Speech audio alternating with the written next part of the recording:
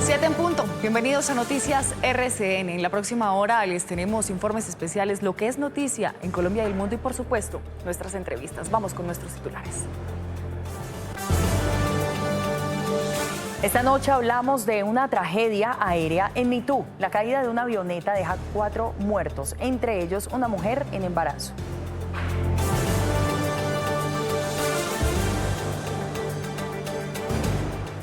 Como si no tuviéramos ya suficiente con toda la violencia que vivimos esta semana, en Ecuador las autoridades encontraron un camión con explosivos que al parecer venía para Colombia.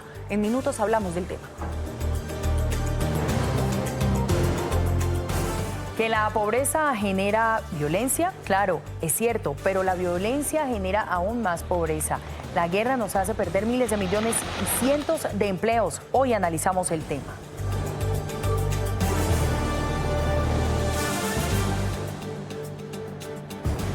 ¿Cómo controlar el ruido en una ciudad como Bogotá? Esta noche tenemos un informe especial sobre este tema.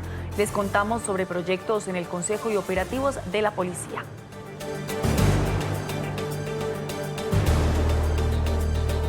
Y esta noche nuestro director José Manuel Acevedo habla con el presidente de la ANDI, Bruce McMaster. En esta coyuntura vale la pena oír a los empresarios. Es domingo en RCN. Bienvenidos. Hablando en materia de seguridad. Pues es muy complejo porque en realidad el Estado es el que tiene la responsabilidad Nuestros presentadores ya están listos. Estamos en todas las regiones. Esto es Noticias RCN de las 7 de la noche, fin de semana.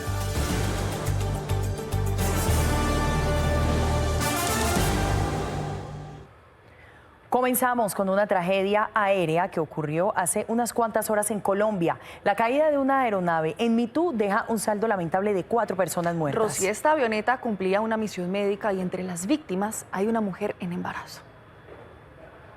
4 muertos deja un accidente aéreo en la selva de Mitú. La aeronave de matrícula HK-1833, perteneciente a la empresa SAE, salió desde Villavicencio a una misión médica y una vez recogió al paciente y a su acompañante, se precipitó a tierra cuando regresaba a la capital de Meta. Salió de la ciudad de Villavicencio con el piloto y un médico a recoger un paciente en la comunidad de Trinidad del Tique, en Baupés.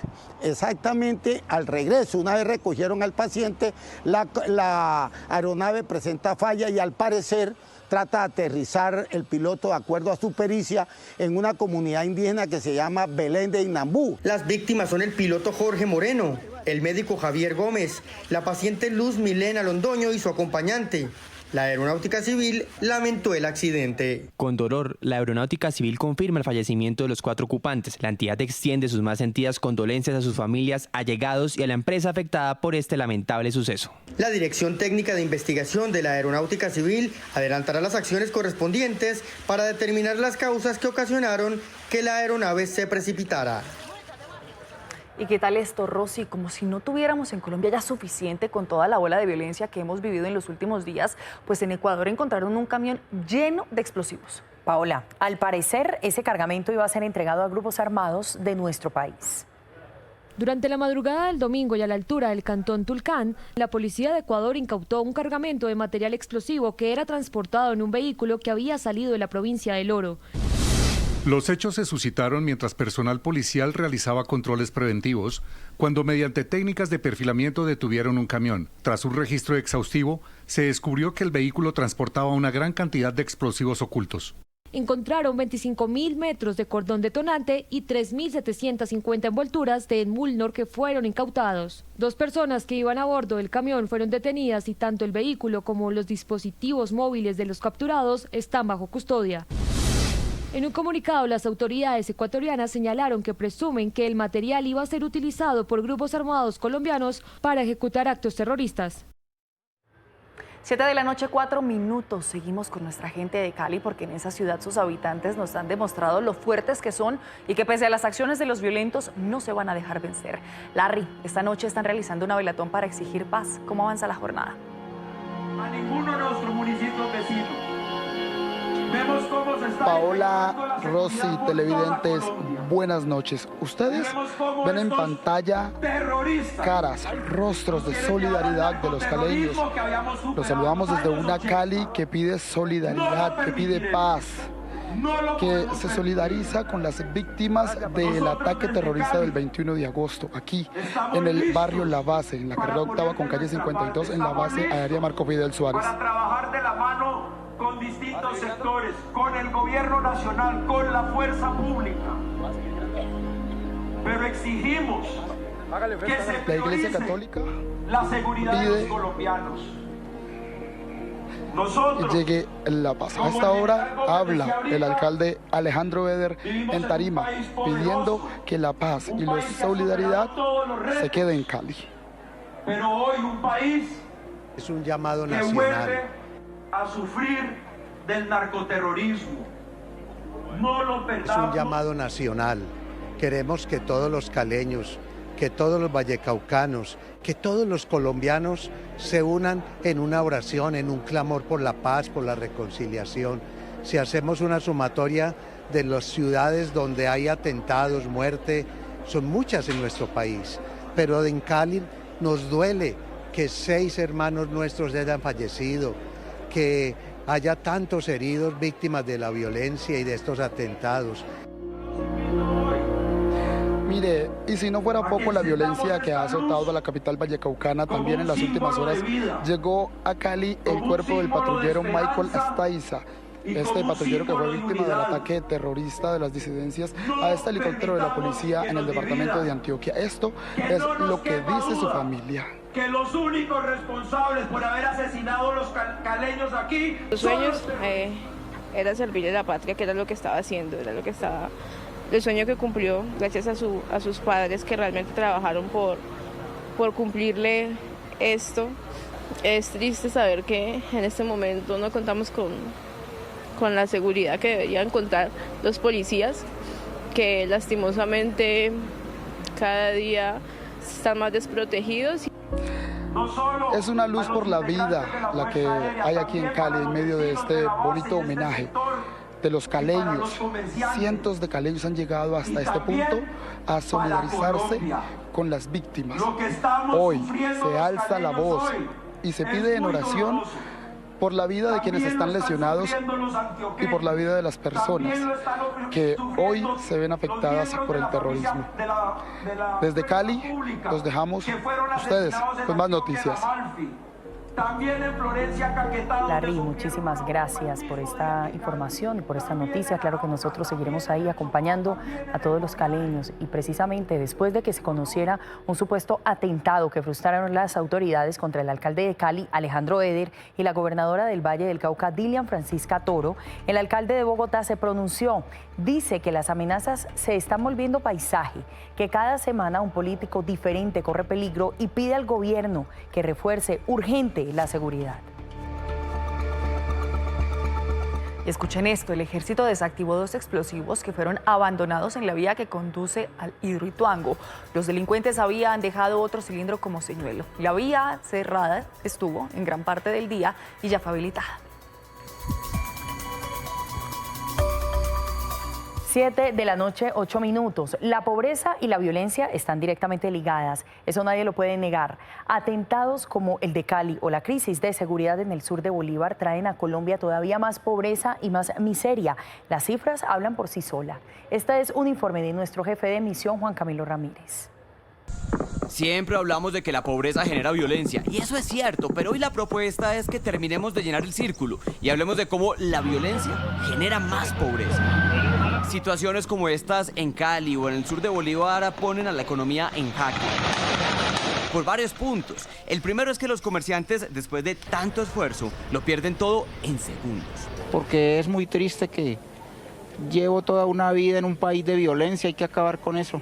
Las pérdidas son millonarias. Un informe de Corficolombiana dice que Colombia pierde al año 3 puntos del PIB por cuenta de la violencia. Eso es equivalente a 60 billones de pesos. Hasta ahora lo que ha sucedido en Cali se estima que ha superado las pérdidas de más de 50.000 millones de pesos.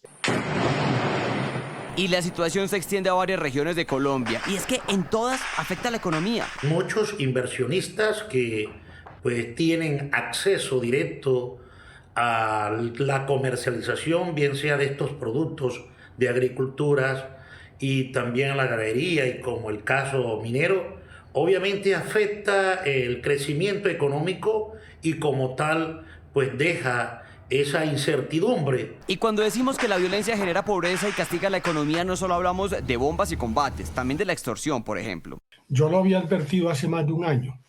Lo denominé emprendimientos criminales de las estructuras que están en el territorio, que controlan el territorio. No es solamente los actos de violencia y terrorismo, sino el incremento de la extorsión y el secuestro extorsivo de comerciantes que ya superan el año 25 más del 75% sobre el año 24. Definitivamente la economía todo lo siente. No solo los comerciantes tienen que cerrar sus negocios, también son las empresas que se frenan para invertir en Colombia. La inversión extranjera en el país cayó en 2024 un 15% y las razones son varias, entre ellas la falta de seguridad jurídica y física. La pérdida de inversión trae pérdida de empleos, de desarrollo y de crecimiento. Por eso decimos que la pobreza genera violencia, pero que la violencia genera más pobreza. 7 de la noche, 13 minutos, Paola. Sin duda, el ruido en exceso puede ser uno de los grandes problemas de convivencia en Bogotá o en cualquier ciudad. Pues hoy nos metemos de lleno a este tema. El incumplimiento, Rosy, de estas normas puede convertirse en toda una pesadilla. La primera parte de este informe es una radiografía que nos trae Paula Sabogal. Bogotá suena, y mucho, pero mientras algunos celebran, otros intentan dormir, sin lograrlo. Lo que para unos es fiesta, para otros es una amenaza que estalla sin horario ni restricciones: el ruido. Esos bares están hasta las 3 de la mañana, salen la gente fuera del ruido de primero del bar, luego salen la gente y se pelean, se agarran, es el escándalo, la grosería. Llevamos 4 años prácticamente sin que uno pueda dormir una noche completa porque son de domingo a domingo. Pero este no es un problema exclusivo de adultos mayores o vecinos quisquillosos. El exceso de ruido deteriora la salud mental, provoca conflictos de convivencia y en muchos casos termina en violencia. El tema del ruido no es solamente porque hayan personas mayores que se acuesten a las 8 de la noche y esté funcionando, es que ese alto ruido es un precursor de las riñas, de la violencia y de la inseguridad. Entre mayo de 2024 y mayo de 2025, las quejas por ruido en barrios residenciales aumentaron un 15%, pasando de 4.207 a 4.837 reportes. Actualmente la ciudad tiene más de 6.100 querellas activas por exceso de ruido que no proviene exclusivamente de bares, sino también de otros establecimientos como talleres, empresas y los vecinos bullosos. Hemos llegado a todos los entes y ha sido bien traumático. Ese es el gran problema que tenemos, que en este momento el no respeto a las normas se volvió la norma realmente.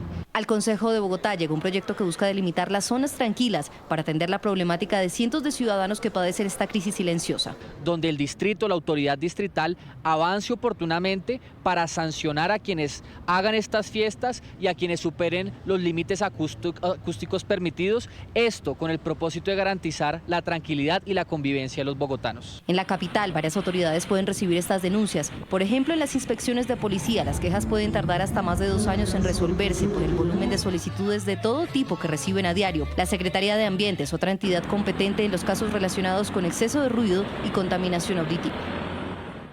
Pues frente a estos problemas, Rosy, surgen dudas. ¿Qué están haciendo las autoridades al respecto y qué puede hacer la policía? Pues justamente acompañamos un operativo exclusivamente contra el exceso de ruido. La segunda parte es de nuestro periodista Giovanni Suárez.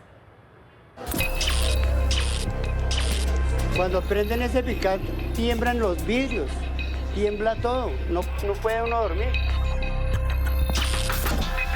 En Bogotá hay una problemática paradójicamente silenciosa y que en contravía hace mucho ruido. Es la queja más reiterada de toda la ciudadanía de la localidad. Cada fin de semana, la policía de Bogotá hace operativos para controlar el exceso de volumen en establecimientos comerciales que abren sus puertas en sectores residenciales. Junto a ellos, llegamos a Suba La Gaitana, uno de los sectores que más ruido genera en Bogotá.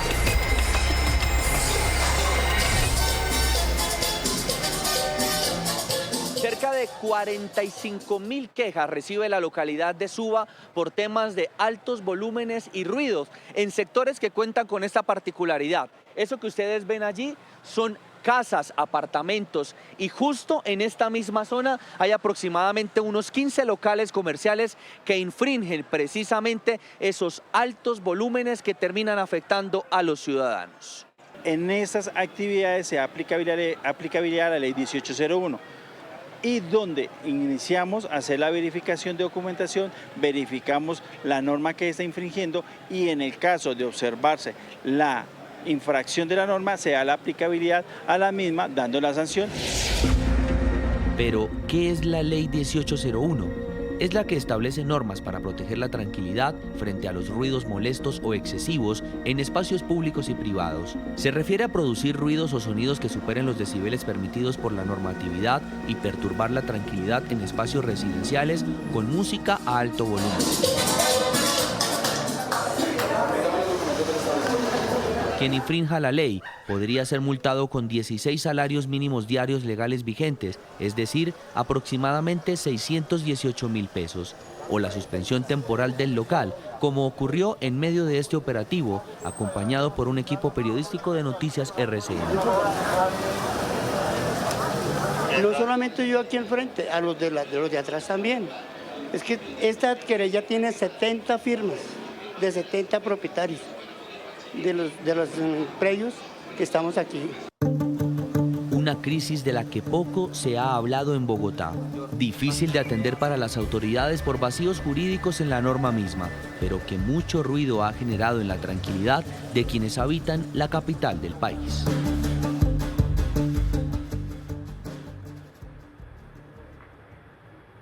Siete de la noche, 18 minutos. Hablemos ahora de política, de movidas y de noticias que seguro tendrán nuestra atención esta semana. La primera son los vientos de división y separación en el pacto histórico. Estos tienen nombre propio, Daniel Quintero, pues después de que Iván Cepeda se lanzara a la consulta, Quintero dijo que ya no está segura su permanencia en el pacto. Y no solo eso, se fue en contra de varios de sus copartidarios con un fuerte mensaje. Dice textualmente, abro comillas, a esa izquierda rosquera y sectaria también la vamos a erradicar. Cierro comillas. ¿Todo bien en esa casa? Y una foto que está dando mucho de qué hablar, la de Vicky Dávila con el expresidente Álvaro Uribe. La precandidata y el exmandatario posan muy sonrientes en la foto que ella publicó en su cuenta de X. Y ya que hablamos de Uribe, hablemos del Centro Democrático. Seguro esta semana Miguel Uribe Londoño será noticia. Ya comenzará a hablar como precandidato de ese partido. Llega el momento de hacer una pausa aquí en Noticias RCN, pero al regreso, el repaso por el mundo.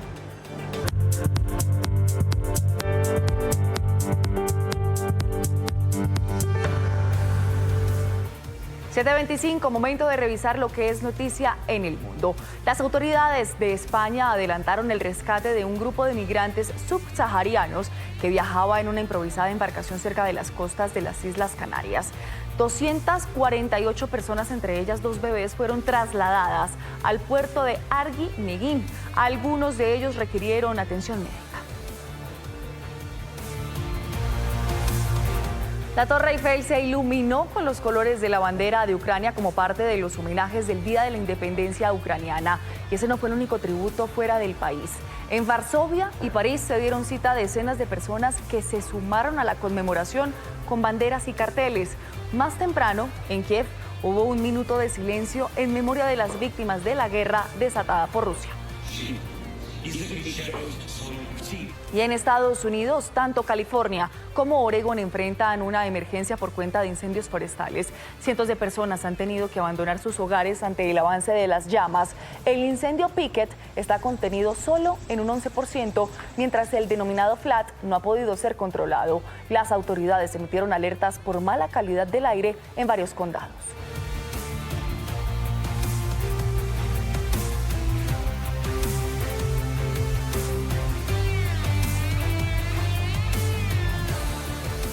Siete de la noche, 27 minutos. Volvemos con noticias de Colombia porque en Bucaramanga avanza un libro 2025, un espacio dedicado a la literatura, el arte y por supuesto la cultura en general. Allá sigue nuestra directora de fin de semana, Nancy Velandia. Bueno, Nancy, usted tiene la palabra y ¿con qué se encontró hoy? Buenas noches. Muy buenas noches para usted y para nuestros televidentes. Yo los saludo una vez más desde Neomundo Centro de Convenciones, donde avanza un libro, la Feria del Libro de Bucaramanga. En nuestras anteriores emisiones les he comentado que aquí han venido autores internacionales de Grecia, de México, de Argentina, de Venezuela. Pero si hablamos de Venezuela no podemos dejar de hablar de Ariana de Souza García. Ella es escritora, poeta y también periodista. Su novela más reciente de no ficción se llama Atrás queda la tierra, en el que retrata el fenómeno de la migración. Ella particularmente emigró a Santiago de Chile desde hace 9 años y ha repetido en diferentes ocasiones que ella no descarta la posibilidad de regresar a su país cuando empiece a reconstruirse. El eco de una violencia que permanece en la memoria de millones de venezolanos que debieron abandonar su país está descrito en la obra de la periodista Ariana de Souza García y que expuso ante sus lectores. Lo más poderoso que está en el libro es la vivencia de justamente madres y niños migrantes, entonces, que deciden irse del país. ¿Por qué se fueron? ¿Cuáles eran las razones principales? ¿En qué condiciones estaban? ¿No? ¿Qué era lo que estaba ocurriendo en esas vidas específicas? Atrás queda la tierra, así tituló la joven periodista venezolana su obra mientras permanecía exiliada en Chile desde el año 2016. Es la cruda carta de una madre a su hijo, donde relata cómo el régimen destruye vidas a través de armas como el hambre. La migración siempre está como vista desde el dato, ¿no? Desde el dato, desde el número, y lo que ofrece el libro es justamente lo contrario, es recordar que estas personas tienen nombre, recordar que tienen una historia y lo más importante que tienen razones. Uno de los mayores anhelos de la escritora es que su trabajo dignifique a cada migrante del mundo y que sus obras sean leídas por jóvenes en escuelas e institutos. Que los demás sepan qué nos pasó. Recorriendo los diferentes pabellones de Neomundo, nos hemos encontrado con 2 historias de 2 jóvenes que se han dedicado a la escritura y que han escrito por su padre y para su padre. El caso de María Gabriela es porque decidió hacer un homenaje a su padre y agradecerle todo lo que ha aprendido de él. El libro se llama Lo que aprendí de ti. Y esta es la segunda historia que encontramos, es de Sergio Andrés. Él escribió este libro que se llama Ansel y el heredero de Baltasar. Es un libro de ciencia ficción y fantasía. Él empezó a escribir a los 14 años cuando su padre falleció. En la escritura encontró gratitud. No podemos agradecer de manera mecánica. No se trata de una palabra, sino de un estado del alma. La verdadera gratitud es una emoción profunda que nace de la conciencia y del corazón. Para María Gabriela, hallar el regalo perfecto para su padre que cumplía 50 años no fue nada fácil, hasta que encontró en las letras la oportunidad de revelar su infinita gratitud y amor. Y fue entonces que le obsequió un libro con la portada Lo que aprendí de ti, de su autoría. Yo le escribí porque no quería que sus enseñanzas y las cosas de las que he podido aprender de él se quedaran perdidas en el viento. Yo quería que fueran una herramienta, sobre todo de vida para las personas. Letras dedicadas a su padre que posteriormente se transformaron en capítulos que hoy son una guía para cientos de lectores. Pues yo creo que Gabriela ha hecho un buen papel traduciendo esos mensajes que inevitablemente se traducen en valores. Y es que el infinito amor de padre no tiene precio. Cuando Sergio Andrés tenía apenas 14 años, recibió una terrible noticia. Su papá había fallecido. Escribir sobre fantasía y mundos imaginarios se convirtió en un refugio para su dolor. Buscando una forma de lograr alcanzar un punto de esperanza en mi vida, llevo a esos conocimientos o esas ideas paranormales, juntarlas en una idea conceptual, en un mundo de fantasía y ciencia ficción. Hoy tiene 33 años y el nombre de su padre permanece en su memoria y corazón, y es a través de las letras que le rinde un homenaje. Por años escribió un libro de ficción que quiere mostrar al mundo. Ansel Schwarzschild y el heredero de Baltasar, el cual representa toda esa transición de mi vida y toda esa imaginación que tengo de los diferentes mundos y realidades que pueden existir. Sergio Andrés lanzará su obra el próximo 30 de agosto en el marco de un libro. Este universo que creó Sergio Andrés de verdad que es totalmente maravilloso, todo es producto de su creatividad y de la disciplina. Ya les contaba que él empezó a escribir este libro cuando su padre falleció, es decir, se demoró por lo menos 7 años construyendo esta historia. Es producto de su disciplina también y de la escritura, en la que encontró un alivio para su duelo. Así que si usted es de los que cree que los jóvenes, esta generación está lejos de la escritura, de la literatura y la lectura, pues Gabriela y Sergio Andrés nos demuestran que no, así que apoyémoslos.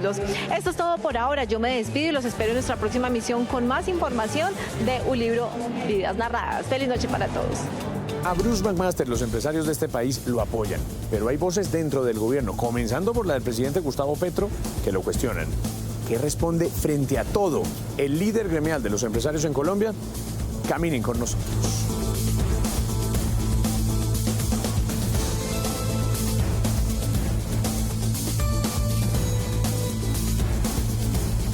Bueno, don Bruce McMaster, presidente de la ANDI, gracias por aceptar esta entrevista con Noticias. No, José Manuel, todo lo contrario, gracias por visitarnos. Oiga, Bruce, quisiera hablarle de cosas positivas, pero inevitable comenzar esta conversación con usted hablando del momento tan doloroso que estamos viviendo como país. Es que pareciéramos repetir una película que no queríamos volver a ver y devolvernos muchos años en el tiempo para volver a vivir esta tragedia en materia de orden público. ¿Qué piensa usted? Sí, yo pienso, José, que no solamente se trata de un momento, digamos, inmensamente preocupante, sino es un momento muy triste. O sea, realmente nuestras generaciones que tuvieron que vivir esa violencia de los años 80, de los años 90, arrancando este siglo, pensábamos que ya habíamos superado esto y nos estamos encontrando con esta tristeza de estos ataques terroristas que nos hemos encontrado indiscriminados contra la población, muchísimas personas afectadas, muchísimas familias afectadas y muy doloroso también y muy preocupante que haya grupos de la población colombiana, grupos por fuera de la ley, que crean que pueden de alguna forma, digamos, negociar con la sociedad o negociar con el Estado por la vía de generar terrorismo. El terrorismo no puede ser un mecanismo para hacer nada en la vida. Bueno, distinto de, básicamente, de matar personas. Vea, ¿culpa de quién lo que nos está pasando en materia de seguridad? Pues es muy complejo porque en realidad el Estado es el que tiene la responsabilidad de proteger a los colombianos. El Estado tiene la responsabilidad de darnos seguridad. El Estado tiene la responsabilidad de copar el territorio, de tener control territorial. Y la verdad es que varios somos los que hemos, durante los últimos meses, años, llamado la atención sobre lo que está sucediendo en el territorio, cómo están creciendo nuevos grupos criminales, cómo se está de alguna forma apaciguando en cierta forma, digamos, las capacidades de las fuerzas militares y las fuerzas de policía. Los presupuestos no son los mismos. Nos mostraron un presupuesto relativamente alto hace poco y nos encontramos con que realmente era un presupuesto que tenía una gran cantidad de aplazamientos. Entonces, la verdad es que el Estado tiene que retomar eso como un objetivo primordial. Colombia es un país demasiado violento, con demasiados grupos criminales, con demasiadas violencias viejas, digamos, como para que no nos lo tomemos muy en serio. Estamos muy lejanos a superar la violencia en este momento en este país. Vean, salgamos de esta de una vez, porque de cada 2 trinos que le clava el presidente de la República le dice Bruce McMaster que explique cuál es su participación en un posible intento de golpe de Estado. ¿Usted se hablaba con Álvaro Leiva sobre un posible intento, digamos, de tumbar al presidente? Yo con Álvaro Leiva, que a quien conozco muy poco, me reuní 2 veces. Y vino, me pidió una reunión, me pidió otra reunión y básicamente lo que él hacía era expresarme preocupaciones que él tenía sobre comportamientos del presidente. No me pregunte cuáles porque después él los escribió todos en las cartas que todo el país pero era conoció. lo mismo, digamos. Era exactamente lo mismo que estaba en las cartas. De hecho, él en las cartas terminó diciendo lo que me había dicho a mí. Pero nunca le insinuó una salida del presidente. No. Y yo no se lo hubiera aceptado tampoco, porque nosotros si algo somos es defensores o grandes defensores de la democracia. Pero eso no pasó nunca. Entonces el presidente aparentemente por ese par de reuniones ha decidido tratar yo diría que es por deslegitimar la voz que lo está criticando. En todo caso, lo que yo sí quiero decir es que eso no es válido. Un presidente de la República no puede hacer eso. Un presidente de la República tiene demasiado poder para que no sepa qué hace con sus palabras. Y él es muy irresponsable con las palabras. Y yo realmente se lo dije, y lo dije en público, lo he dicho en privado. Él tiene que responder por lo que ha dicho. Él tiene que asegurarse, digamos, que no está de alguna forma atropellando y abusando de su poder. Y si hubiera lugar, digamos, a que nosotros trabajáramos inclusive con la justicia colombiana o con la justicia afuera, no tenga la menor duda de que lo vamos a hacer. Vea, ¿qué le responde la gente que dice Bruce McMaster está convirtiendo a la ANDI en un partido de oposición, en un partido político, haciendo política desde la ANDI? Bueno, nosotros no tenemos ningún interés realmente ni electoral, ni favorecer a un grupo o a otro grupo. Sí tenemos un interés muy fuerte de defender las instituciones y si creemos que las instituciones están siendo atacadas, las vamos a defender. ¿A qué me refiero? Me refiero a la democracia, me refiero a la separación de poderes, me refiero a eventuales abusos de poder, me refiero a los hechos en los cuales la Corte Constitucional, por ejemplo, le ha dicho al gobierno o el Consejo de Estado le ha dicho al gobierno, eso que usted intentó hacer no lo puede hacer. Es muy importante para que la economía funcione, para que todos tengamos tranquilidad, que el gobierno nacional, el Ejecutivo, sea el principal representante del respeto por las instituciones. Entonces, claro, yo me encuentro con esos comentarios y yo no tengo la menor duda de que hay gente a los cuales le incomoda lo que nosotros hacemos y tratan de legitimarnos.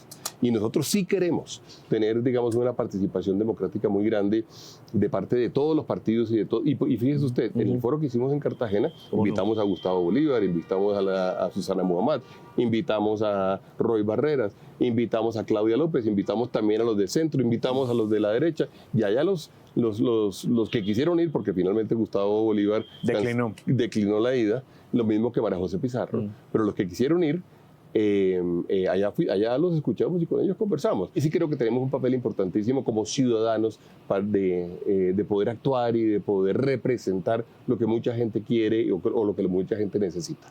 Vea, Bruce, se habla de una nueva reforma tributaria, o al menos eso es lo que va a intentar el gobierno en el Congreso de la República. ¿Qué piensa de eso? El gobierno comenzó, yo creo que al revés, el gobierno le está planteando en este momento un dilema al Congreso, un dilema muy complejo, porque parecería ser que le ha presentado dos proyectos de ley, uno de presupuesto y otro de reforma tributaria, que el país no puede en este momento aceptar.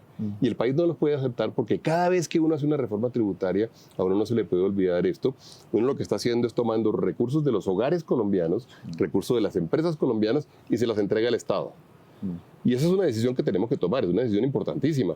¿Queremos que los hogares no tengan este dinero? ¿Queremos que las empresas no tengan este dinero? ¿Y queremos que el Estado sí lo tenga?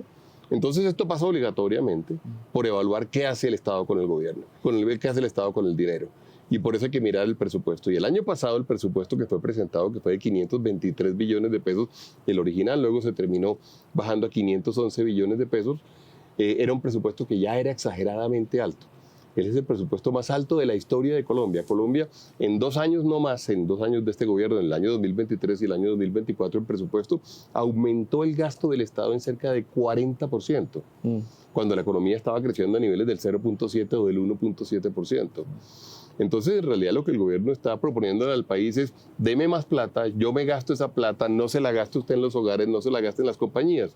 No tengo la menor duda de que un presupuesto de ese tamaño y una tributaria como la que se está planteando va a terminar afectando significativamente a los hogares colombianos, a los trabajadores colombianos, a los empleados, que por cierto son los que más pagan impuestos en nuestro país. ¿Cómo es posible que tengamos ese presupuesto tan alto y las fuerzas militares no tengan presupuesto? ¿Cómo es posible que los helicópteros estén sin mantenimiento o sin combustible? ¿O cómo es posible que la inteligencia que nos hubiera podido evitar, por ejemplo, lo que sucedió en Cali y lo que sucedió en Amalfi, no se haya dado cuenta que eso estaba sucediendo simplemente porque los recursos para inteligencia no se han dedicado? Sí, le entiendo. Sí. Perdón, solo para terminar. Sí. ¿Cómo es posible que a Carlos Ramón González se le haya entregado la inteligencia de este país y veamos en dónde está ese señor hoy en día y las consecuencias que tenemos de habérselo entregado a una persona con sus características, acusado de corrupción en este momento, y el país sin saber para dónde vamos? Sí, le entiendo bien. El Congreso de la República lo que le debería hacer al gobierno es ajustar ese presupuesto y en ese sentido después negar la reforma tributaria. ¿Ese es el camino? Claro, porque es que el Congreso es para eso. El Congreso, la decisión que tiene que tomar ahorita es la decisión de cuánta plata queremos que se gaste el gobierno, cuánto le vamos a autorizar como sociedad al gobierno para que se gaste y en qué se lo debe gastar. Bruce, quiero terminar también este diálogo con usted preguntándole por lo que muchos empresarios también al otro lado de la pantalla se deben estar preguntando. ¿Hay futuro? ¿Me voy de este país? ¿Invierto en otra cosa? ¿Dejo de invertir mientras llegan las elecciones? ¿Cuál es su mensaje para los empresarios que en medio de una incertidumbre tienen un inexplicable temor también respecto de su futuro? Estamos muy metidos en la discusión individual, diaria, de qué dijo el ministro del Interior, de qué dijo el señor que era el jefe del gabinete, de qué pasó con la familia del presidente, de si el presidente se despertó o no se despertó. Estamos demasiado en eso y realmente nosotros tenemos problemas mucho más serios, de mucho más largo plazo, que tenemos que volver a retomar. ¿Qué vamos a hacer con los niveles de pobreza que tenemos? ¿Qué va a pasar con la educación? ¿Qué va a pasar con la infraestructura? ¿Cómo vamos a ser más competitivos? ¿Cómo vamos a nosotros poder exportar más en el largo plazo? Y yo creo que ahí los empresarios tenemos un papel importantísimo. A los empresarios hay que decirles, este es un país muy potente, es la tercera economía de América Latina, con una gran cantidad de oportunidades a nuestro alrededor. Vamos a trabajarlos, trabajémoslos desde ya. No hay que esperar a que se acabe este gobierno, porque perderemos otro año, ¿no? Tenemos que hacerlo desde ya. Pues Bruce, gracias por estos minutos y ojalá ese futuro que usted nos pinta con capacidad empresarial también renovada y vigorosa se dé. Gracias, Bruce. No, gracias a ustedes y gracias por todo el apoyo que le dieron al Congreso y el apoyo que le dan a los empresarios. 7:48, avanzamos con más noticias. El periodista Freddy Calvache, que enfrenta un cáncer gástrico en etapa terminal y que vive en Zúrich, en Suiza, grabó un video con un mensaje urgente al presidente Gustavo Petro. Le pide que apele a las buenas relaciones de Colombia con ese país para que le sea habilitado un vuelo humanitario que le permita regresar a Popayán, en el Cauca, para enfrentar la última etapa de su enfermedad al lado de su familia. Espero que a otro centro de atención. 7:48. En Bogotá, las autoridades comenzaron un operativo por vertimiento de aguas ilegales. Lo que encontraron fue sorprendente, un matadero clandestino en pleno sur de la ciudad. La historia la trae Angélica Arango.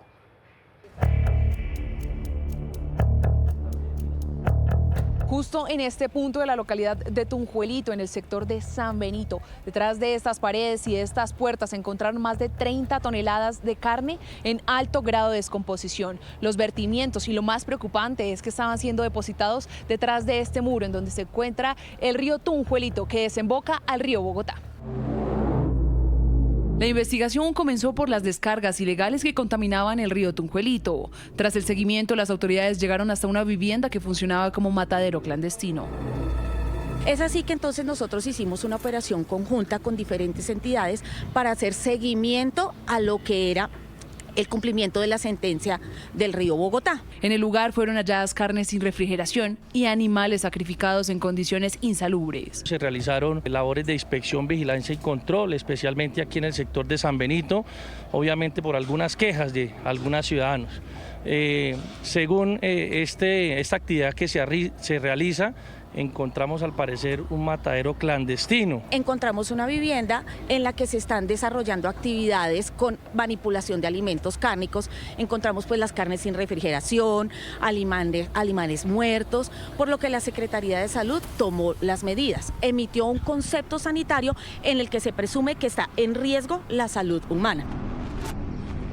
4 personas fueron capturadas y puestas a disposición de la Fiscalía por el delito de corrupción de alimentos. En el interior de este establecimiento hay 4 personas. Estas 4 personas son dejadas a disposición de la Fiscalía General de la Nación por infringir el artículo 372 del Código Penal, corrupción de alimentos. Las autoridades confirmaron que continuarán los operativos en la zona para frenar las actividades ilegales que ponen en riesgo la salud de los ciudadanos y contaminan los afluentes de la capital.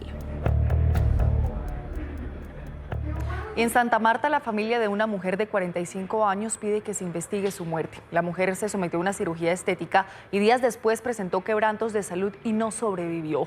Las autoridades realizan un seguimiento para identificar el establecimiento y aplicar las sanciones necesarias. María Angélica Iguarán nos cuenta. Ella era Dina Luz Martínez Racedo, tenía 45 años y digo tenía porque hace 3 días murió en Santa Marta tras someterse a un procedimiento quirúrgico en un centro estético. Al salir de la cirugía, la víctima presentó quebrantos de salud que se agravaron rápidamente y 4 días después llegó a un centro asistencial sin vida. Mi hermana me dijo, me estoy muriendo, y se descompensó. Cuando la llevamos al hospital, ya mi hermana estaba sin signos vitales. Entre las paradojas del caso está que la cirugía inicialmente ni siquiera era para ella.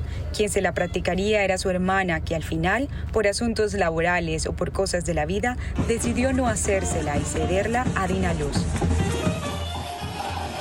Le dije a la doctora que mi hermana había fallecido y ella se negó ese día, que ella no había atendido a ninguna Dina Luz Martínez porque la que aparecía en la lista había sido yo. Las autoridades se encuentran en proceso de identificación del lugar donde se llevó a cabo el procedimiento para investigar si funcionaba o no con los permisos requeridos. Estamos realizando un seguimiento estricto para poder verificar la ubicación del establecimiento y la identificación de la persona que realizó este procedimiento. Dina Luz deja a 2 hijas de 19 y 21 años, una nieta y una familia que clama que se investigue su muerte. Juliana, muchísimas gracias por la información del entretenimiento y también finalizamos esta emisión de Noticias RCN. Les agradecemos por habernos acompañado, los invitamos a que vean el capítulo de MasterChef Celebrity que viene a continuación y recuerden que el domingo no es el último día de la semana, es el primero. Feliz noche para todos.